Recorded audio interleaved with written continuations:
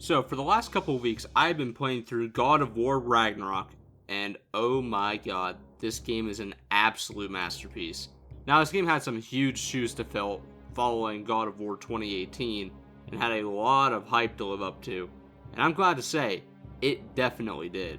I think the best way to describe this game is if you took the last game and just made everything better. Now, to give some background for me personally, God of War 2018 was my introduction to this franchise, and while I thoroughly enjoyed that game, I admittedly wasn't as blown away by it to the extent that so many others seem to be. But in the case of Ragnarok, I could not possibly be more blown away by this game. This game lived up to all of my expectations of it and then proceeded to exceed them. Now, I'll steer clear of spoilers until towards the end of this video and keep most of this review as more of an overview of everything this game has to offer. And this game has a lot to offer, as even though I only did a small portion of the side content in this game, my playthrough still lasts me over 25 hours.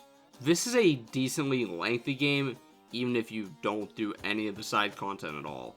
However, if you are the type of person that likes platinuming your games, there is a ton of various things to do in this game. However, the best part of doing these side quests is hearing the unique dialogue between the characters, as the performances in this game are outstanding by all of the actors and actresses involved. The dialogue in this game is also extremely well written in both the main story and during the characters just simply bantering between each other while exploring these worlds. The performances in this game are honestly some of the best in the history of gaming, but the standout performance is definitely Christopher Judge's Kratos.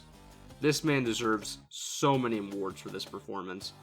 He had such a great introduction as the character in 2018, but this game solidifies him as the definitive voice of Kratos in my mind. He has some lines in this game that are just so badass that hearing them made my babyface self start growing facial hair. But he was also able to show Kratos' caring side phenomenally in this game, which made Kratos feel even more humanized than he ever has before. Another great performance in this game was Sonny Suljic as Atreus. Sorry if I butchered your name. He did a great job in this game, playing an older Atreus, who has definitely matured from the last game in certain ways, but is still very impulsive and acts before he thinks, showing his immaturity a lot of the times as well. Now, these great performances only get this chance to shine through the absolutely incredible narrative throughout this game. Now, I expected going into this game for the whole game to feel like this doom and gloom story, but I was very surprised to see that it has a good balance between the tone being a fun father and son adventure, while also still having its fair share of meaningful moments. Seriously, I truly adored the story this time around of Kratos and Atreus trying to prevent Ragnarok while also still having the best father-son relationship we have ever seen in gaming. The last thing I want to touch on before moving on to the gameplay is just how good the cinematography is in this game. Like, it sounds a little weird to talk about camera work in a video game, but if I'm being honest, the camera work done in-engine in this game during its cutscenes is done better than most Hollywood movies seem to be doing these days, with the use of the moving camera and the creative transitions that are used between the chapters. Seriously, I don't know if it's just me, but I was actually kind of amazed by how good the camera work was done in this game.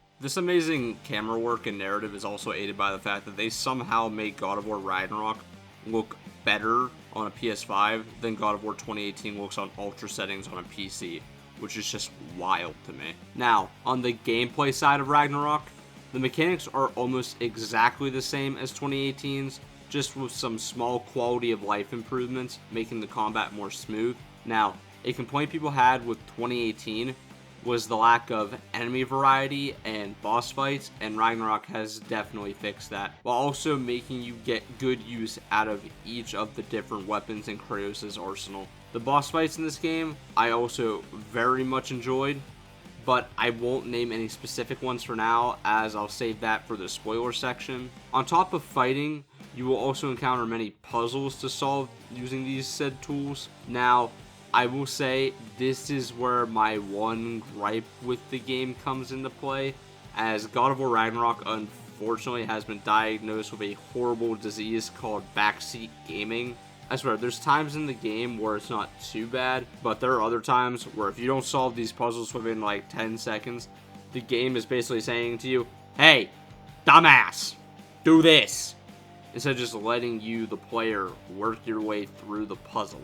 Now, hopefully they introduce a patch later on to let you either just turn off this help or at least make the side characters wait just a little bit longer without saying anything. But honestly, this far from ruins the experience, as besides that, I really have no other complaints with this game. So, back to praising this game. The game allows you to visit all 9 realms this time around, and they are all so beautifully made and filled with so much life and things to do. Even the realms that returned from the last game still feel fresh this time around, as they offer you new things to do and new places to explore in them. Alright, so from here until the conclusion of this video, I will be talking about spoilers. So if you want to experience God of War Ragnarok spoiler free, skip to the conclusion chapter of this video now. Now, I'm going to start off by saying that my favorite addition to Ragnarok was the ability to play as Atreus during certain segments of the game. I am so glad that they made Atreus to fun to play as he is, and oh my god, he feels like playing like a little badass when you get to play him. I also really like how they made his entire kit he uses as the sidekick NPC usable when you're using him as the playable character. I especially enjoyed going furry mode on the various enemies, as it was a fun swap they made to give Atreus something similar but different from Kratos' Spartan Rage. But on the topic of characters that I really enjoyed in this game, I loved how Thor and Odin were in this game.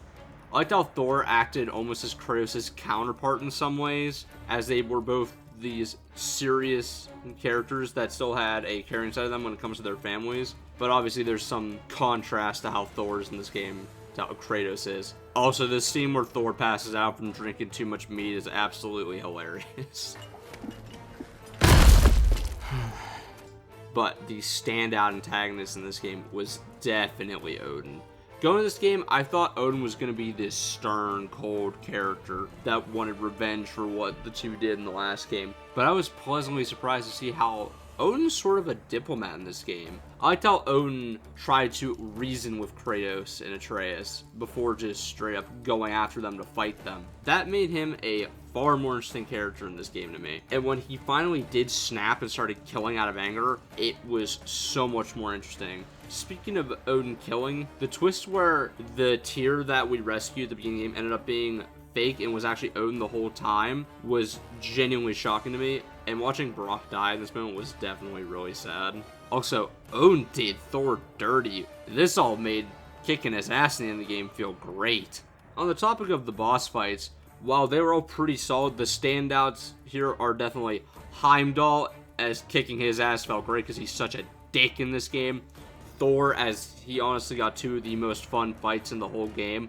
And the part where he revived Kratos was just so freaking cool.